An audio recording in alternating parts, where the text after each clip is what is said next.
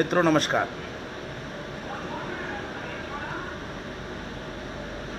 आज पुनः मैं आपके बीच आ चुका हूँ। सच बात यह है कि मैं जो आप लोगों से बातचीत कर रहा हूँ वो मूलतः अपितु पूरे दिन में विभिन्न सोशल मीडिया पर जो चीज़ें चल रही होती हैं उन्हीं में से किसी एक बिंदु को पकड़कर मैं अपनी बात रखने की कोशिश करता हूँ। आज फेसबुक पर मैंने एक लेख देखा जिसमें 15% और 85% की बात की गई थी। इसमें कहा गया था कि 15% लोगों ने, जिनका यूरेशियन डीएनए है,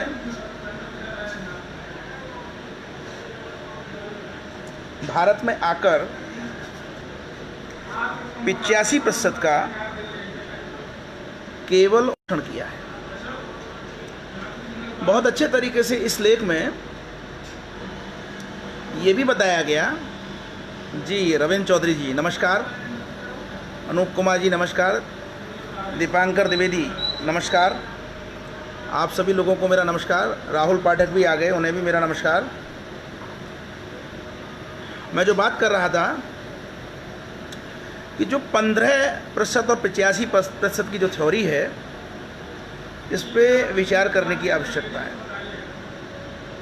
मैं सच बात बता दूं, मैं डरपोक किस्म का आदमी हूं। जैसे ही सुनता हूं कि 15% लोग अत्याचार में जुटे हुए हैं और अब 85% लोग इस अत्याचार का बदला लेंगे, तो सिहर जाता हूं। मुझे नहीं पता था कि जब मैं जन्म ले रहा था तो मैं किस परिवार में जन्म लूँगा, उसकी क्या सांस्कृतिक हैसियत होगी, क्या सामाजिक हैसियत होगी। सच बात बता दूँ, कभी कभी तो सोचता हूँ कि काश मैंने भी 85% में जन्म लिया होता, तो इतने उलाहने सुनने को नहीं मिलते, मन को इतनी पीड़ा भी नहीं होती। ये 85% लोग हैं कौन और ये 15% लोग हैं कौन? कुछ समझ में आया कि जिन्हें भारत में सवर्ण जातियां कहते हैं वो 15% है, और जिन्हें अवर्ण कहते हैं वो 85%। अब भारत में अकेले मुसलमानों की जनसंख्या 18% के आसपास है, तो ये तो 15% में है ही नहीं, 85% में है। 18% के आसपास अनुसूचित जाति के लोग हैं, ये भी 15% नहीं है, जाहिर है 85% में है। 12-13% के आसपास एसटी हैं, अनुसूचित जनजाति हैं, इन्हें भी 15% में शामिल किया जाता है, और शेष बचे ओबीसी, अन्य पिछड़ा वर्ग। तो इस तरह से एक 85% का खाका खींचा गया है। अब ये कितना सच है और कितना झूठ है मुझे नहीं पता, लेकिन डर जरूर लगता है कि ये 85% पता नहीं कब घेर के 15% को मसल डालेंगे। ठीक है जी, डेमोक्रेसी है, डेमोक्रेसी में वोट का अधिकार है, लेकिन इन 85% के नेताओं को उस वोट के अधिकार से भी संतोष नहीं मिल रहा है। वो 15% को कच्चा चबा जाना चाहते हैं। वो चाहते हैं कि 15% के टुकड़े टुकड़े टुकड़े टुकड़े करके बिरयानी बनाई जाए, और वो बाकी के 85% उस बिरयानी को, चावल में जो डाला जाता है गोश्त, वो सब खा जाए, वो 15% ख़त्म हो जाए। उसके बाद निष्कंटक होके ये 85% राज्य करेंगे। अब मेरा छोटा सा प्रश्न है, आप किस पे राज्य करोगे, कैसे राज्य करोगे, और इन 15% को परिभाषित जो करते हो आप किस प्रकार से करते हो?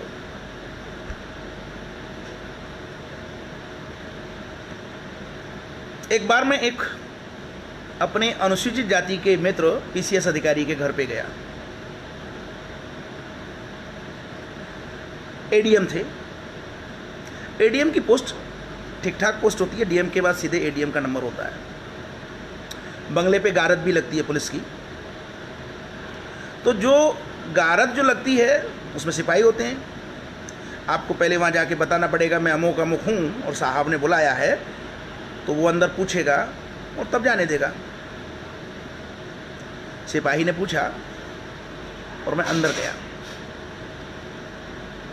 अब साहित्यिक अभिरुचि का हूँ तो अंदर जिन साहब से मिलने गया था वो भी साहित्यिक अभिरुचि के थे।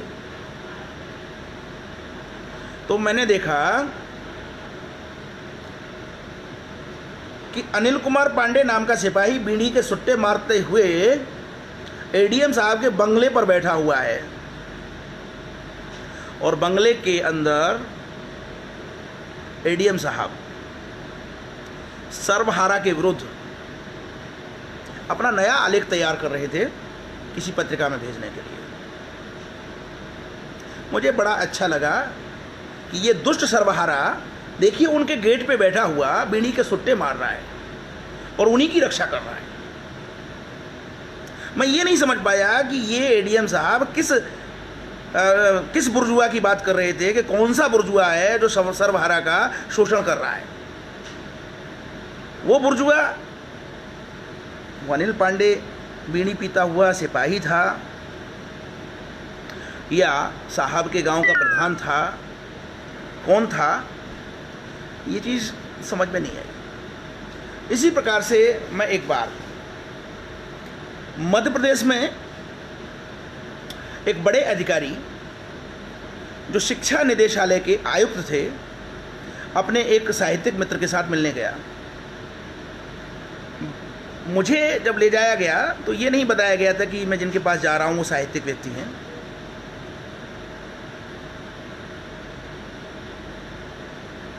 सरनेम जटिया लगा हुआ था और मध्य प्रदेश में जटिया अनुसूचित जाति का सरनेम है, मेरी जानकारी में था।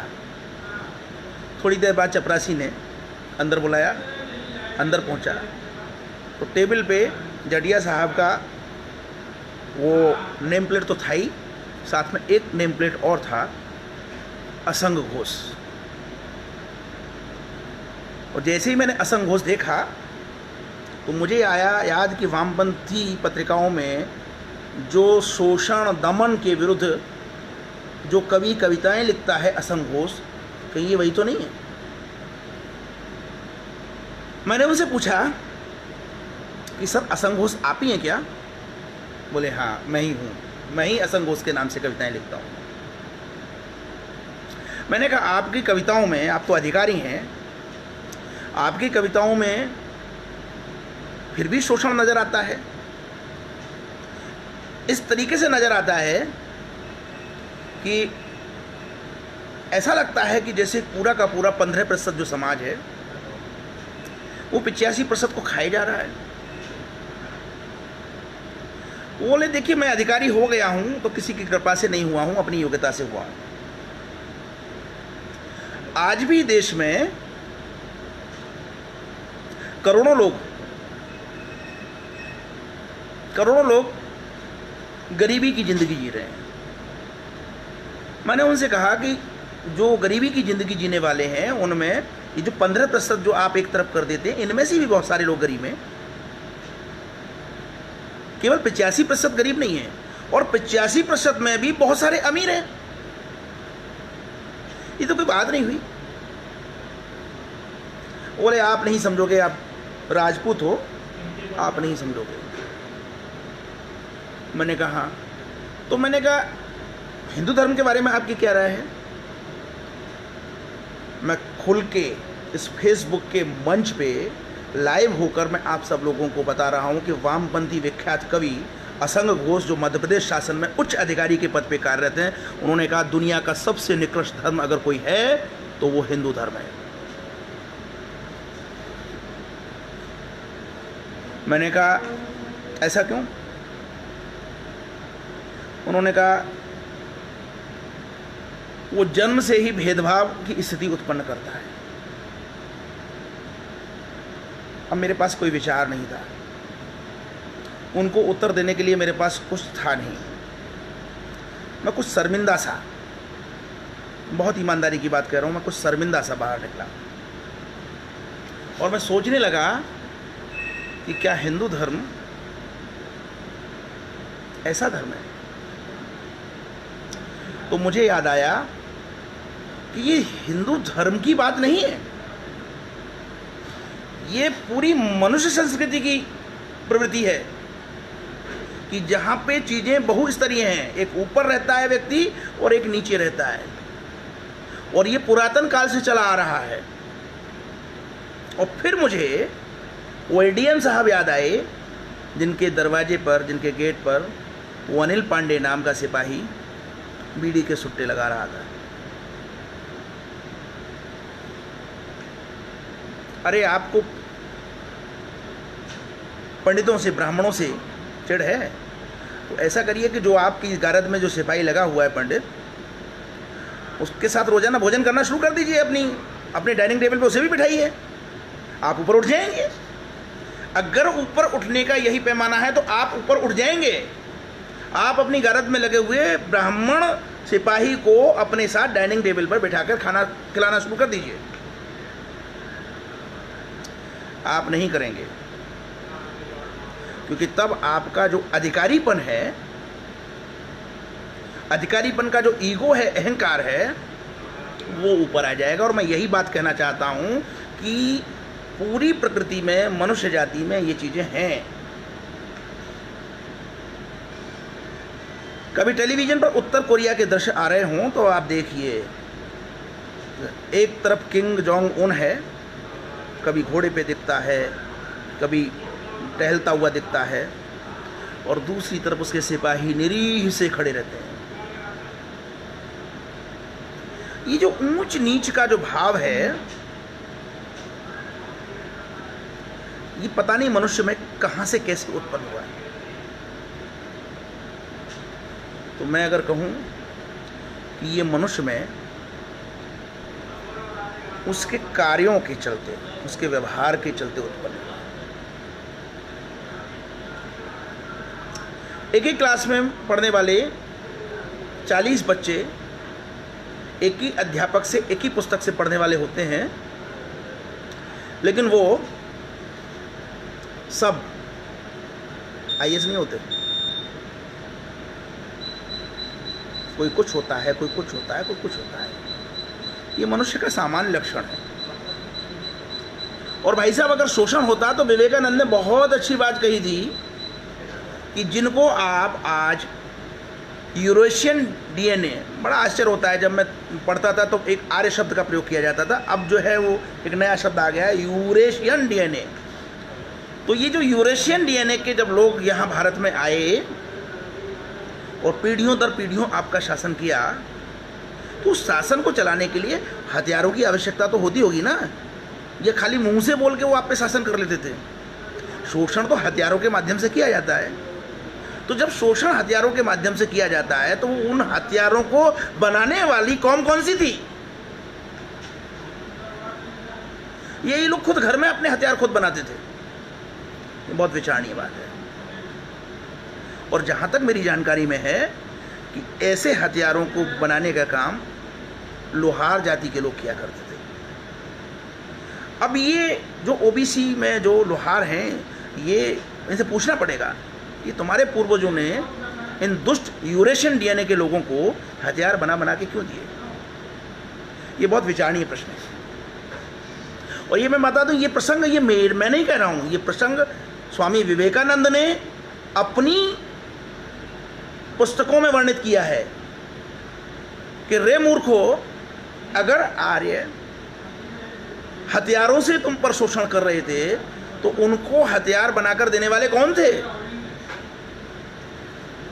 जहां तक मुझे सामान्य समझ है, लोहार हथियार बनाकर किसी वर्ग विशेष को अगर सौंपेगा तो रक्षा के उद्देश्य से सौंपेगा।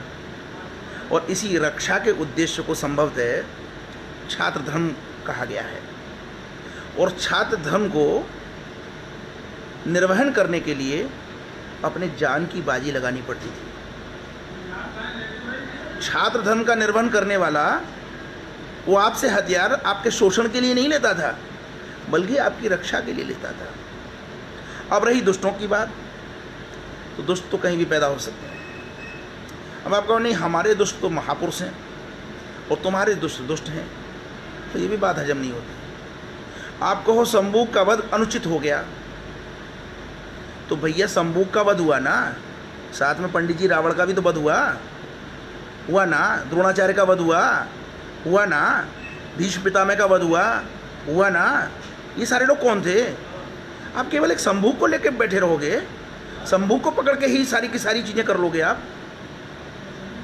तो प्रश्न ये है कि ये जो यूरेशियन डीएनए के जो लोग हैं, जब आए तो उन्होंने आते ही मुझे लगता है कि सबसे पहले रिजर्व बैंक की स्थापना की, और उसमें 3000 साल पहले गांधी जी की फ़ोटो वाले नोट छापने शुरू किए, और वो सारे के सारे नोट अपने उन 15% यूरेशियन डीएनए वाले लोगों को बांट के धनी हो गए। रजिस्ट्रार ऑफिस खोले, और 3000 साल पहले या 5000 साल पहले वो रजिस्ट्रार ऑफिस खोल के सारी ज़मीनों की रजिस्ट्री और बैनामे अपने नाम कर लिए। यूरेशियन डीएनए के लोग हैं, सारी सुविधाएं थी उनके पास।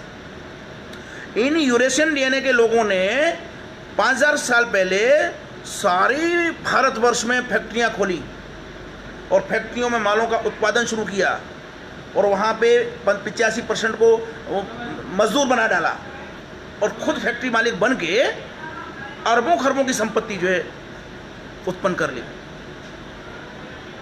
और इन 15% डीएनए वाले लोगों ने सारी कृषि भूमि पे कब्जा कर लिया।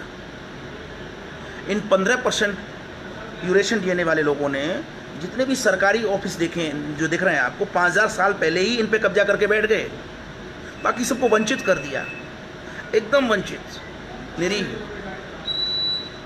मित्रों, बड़ी मूर्खतापूर्ण बातें हैं ये 15% और 85%।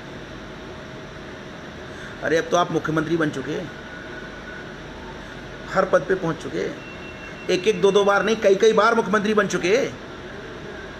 तो जिन वंचितों की आप बात करते हो, जिन 85% की बात करते हो, आपने उनके लिए क्या किया? आपने सिर्फ अपने घर भरे, आपने करोड़ों की संपत्ति, अरबों की संपत्ति इकट्ठा की अपने लिए। एक परिवार तो हमारे उत्तर प्रदेश में ऐसा परिवार है कि अभी पिछले दिनों मैं उनके निकट संबंधियों और उनकी लिस्ट देख रहा था, तो पता चला कि एमपी, एमएलए और पंचायत अध्यक्ष और फलाना ब्लॉक प्रमुख और ठिकाना ये सब मिला के 100 के करीब लोग थे। 100 के करीब लोग थे, 100 के करीब लोग। 25 साल लड़के की उम्र हुई और उसके लिए एमएलए की सीट डिसाइड करना। रहने वाले इटावा जिले के हैं, लेकिन लड़ेंगे आजमगढ़ में जाके। बगल की मैनपुरी और कन्नौज को भी नहीं छोड़ेंगे और बदायूं तक मारेंगे हाथ खींच के, लेकिन परिवार का, मेरे ही परिवार का एमएलए होगा, एमपी होगा। अब आप कल्पना करके देखिए कि ये इटावा है। इटावा जिले में तो बहुत ज़्यादा प्रभाव नहीं रह पाया वहाँ तो, क्योंकि जातिगत आंकड़ा नहीं था इतना। तो मैनपुरी, कन्नौज, फिरोजाबाद, बदायूं, आजमगढ़, ये वो अगड़म झगड़म, ये कौन सा जो है 85% वाला वाद है। मित्रों, जो महत्वपूर्ण बात करना चाहता हूँ वो ये कि जो 15% हैं, इन 15% में जो आप कहते हो संगठित होकर काम किया, इनमें भी एक रूपता नहीं है। ब्राह्मण ब्राह्मणों में शादी करता है, क्षत्रिय क्षत्रियों में शादी करता है, वैश्य वैश्यों में शादी करता है। अब इन तीनों को ही तो गिनते हो, वर्णों के हिसाब से तो ये तीन ही हुए ना, ब्राह्मण, क्षत्रिय और वैश्य। अब जरा मुझे ये भी बता दीजिए कि ये जो जैन हैं और कायस्थ हैं, इनको आप कहाँ रखोगे? दो लोग ये भी है ना, जैन और कायस्थ, इनको कहाँ रखोगे? वैश्यों में रखोगे? वर्ण व्यवस्था, पहले तो बात, जैनों को क्या आप वर्ण व्यवस्था के अंतर्गत रखोगे? नहीं ना, अलग धर्म है, लेकिन फिर भी कुछ लोगों ने वैश्य मान लेते हैं। और उसके बाद कायस्थ कौन है? अगर कोई कायस्थ मेरे साथ वाच कर रहा हो तो बताइए भाई, आप किस में हो? 85% में हो या 15% में हो? मुझे नहीं पता। खैर, एनीवे, तो ये जो पांचों समुदाय हैं, 3 सीधे सीधे वर्ण और 2 और मैंने जैन और कायस्थ बताए, इनकी शादियां अंदर ही अंदर होती हैं आपस में। यानी हमारे समाज की जो संरचना है वो एक समूह विशेष अपने आंतरिक अनुशासन में बंधा हुआ है, और ये आंतरिक अनुशासन बड़ा आश्चर्य होता है कि जो 85% है उनमें भी लागू है। यादव की शादी यादव से होगी, लोध की शादी लोध से होगी, कुर्मी की शादी कुर्मी से होगी, भूमियार की शादी भूमियार से होगी, जाट की शादी जाट से होगी, और नीचे तक चलते चले आइए। मैं आपको क्रांतिकारी तब मानूंगा कि जो सबसे नीचे जो मेहतर जाति का व्यक्ति है, आप उस मेहतर जाति के व्यक्ति को सबसे पहले अपनाइए। ये 15% तो दुष्ट हैं भाई। संवैधानिक व्यवस्था के तहत डेमोक्रेसी है, वोट के माध्यम से आप इनको नकार सकते हैं 15% को, इनकी कोई वैल्यू नहीं है। लेकिन आपको जो नीचे सबसे नीचे जो 15% में 85% में जो बेहतर है, सबसे पहले उसको उठाना पड़ेगा। मित्रों, बड़ा आश्चर्य होता है कि तरह तरह के तर्क दिए जा रहे हैं। तो मैं पिछले जो 1 हफ्ते से जो वाच कर रहा हूँ, जो मैंने चीज़ें पकड़ी हैं, मैं वो आपको शेयर करना चाहता हूँ। नमस्कार आदित्य विक्रम जी, नमस्कार। अभी आप ही के मतलब की बात कह रहा था। एक मेरा प्रश्न था कि वर्ण व्यवस्था में 3 वर्ण 15% में आ गए, क्षत्रिय, ब्राह्मण और वैश्य। मेरा प्रश्न ये था कि जैन और कायस्थ ये कहाँ जाएंगे, 15% में जाएंगे या 85% में जाएंगे? तो आप बेहतर जवाब दे सकते हैं, क्योंकि जहाँ तक मेरी जानकारी है आप अपने नाम के पीछे श्रीवास्तव लिखते हैं, तो आप बेहतर जानकारी दे सकते हैं। दीजिएगा, जरा लिख दीजिएगा जरा। तो जो आंतरिक जो अनुशासन है अंदर ही अंदर इन ग्रुपों में, इन समूहों में, इसी को हमने जाति नाम दिया है, और इस जाति का वर्ण से कोई लेना देना नहीं है। ये जातियाँ जो मुझे लगता है अपने अपने काम के आधार पे, संयोजित हुई हैं। तो ये जो बहुस्तरीय समाज है, ये 0 से लेकर ऊपर टॉप तक जाता है, और ये हमारे लिए बड़े सौभाग्य का विषय है कि बाबा साहब अम्बेडकर ने जो भी बहस की उस समय गांधी नेहरू से, और जो भी संविधान जिस रूप में आया, आज किसी भी व्यक्ति को जन्म के आधार पे, उसकी जाति के आधार पे हम पीछे जबरन नहीं ठेल सकते। ये बहुत बड़ी बात है। और जब इतनी बात हो गई तो फिर आपस में क्यों लड़ाई? तो मैं जो बताना चाहता था, इस 1 हफ्ते के अंदर जो मैंने जो वाच किया है, अगर कमलेश कमल जी अगर छोड़ के ना गए हों तो मुझे बताइएगा आप, जो है, क्योंकि आपका संबंध तो सीधे सीधे उधर छत्तीसगढ़ वाले इलाके से है। आपकी बहुत अच्छी पुस्तक आई बस्तर पे, तो आप ज़रूर बताइएगा। जो मैंने अनुभव किया है कि इस समय भारत में जो वामपंथी सक्रिय हैं, इस समय ये वास्तव में वामपंथी नहीं हैं।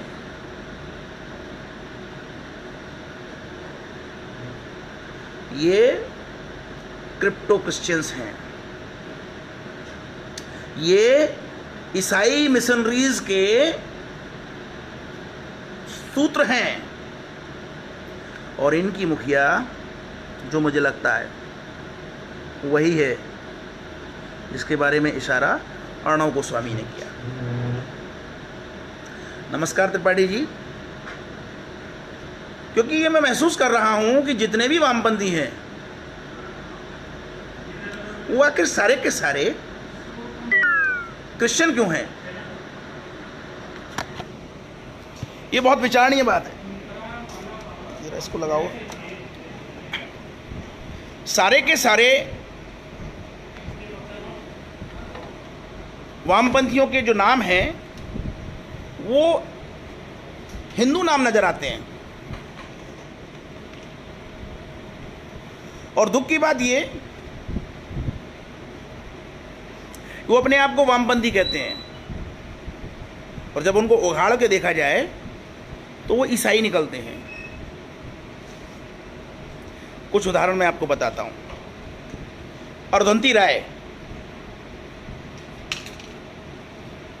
अर्धंती राय क्रिश्चियन, प्रकाश कारत Christian, Brinda Karat Christian, Pranav Roy Christian, Sitaram Yechury Christian, D Raja Christian. जितने भी इनके नेता हैं, इनके नाम आप उठा के देखेंगे तो मैं देख रहा हूं कि सारे के सारे क्रिश्चियन हैं। और जब मैं बहुत ध्यान से देख रहा हूं तो ये भी देख रहा हूं कि ये जो क्रिश्चियंस हैं, ये भारत के आदिवासी क्षेत्रों में आदिवासियों को ईसाई बनाने में जुटे हुए हैं। और एक तरफ तो उनको ईसाई बनाते हैं, इन्होंने बहुत चालाकी से इस देश में एक हिंदू मुस्लिम का बीज बो दिया है। सबका ध्यान हिंदू मुस्लिम पे रहता है। और जो असली काम अब हिंदू मुस्लिम का जो चल रहा है प्रकरण, वो बहुत ज़्यादा से ज़्यादा उत्तर प्रदेश और आसपास के मालिकों के बीच में। जी, आप डॉक्टर अजीत पांडे जी बिल्कुल सही कर रहे हैं। मैं उन्हीं का नाम ले रहा था, प्रणव राय, राधिका राय, वही लोग हैं वो लोग जो एनडीटीवी के मालिक हैं, बिल्कुल। और इसीलिए एनडीटीवी एक एजेंडे पे काम करता है। मैं आज उसी बात को बताना चाहता हूं जो है कि हम लोग बड़े भ्रम में जी रहे हैं। हम लोग इतने बड़े भ्रम में जी रहे हैं कि हम वामपंथी पार्टियों को चीन द्वारा पोषित समझते हैं।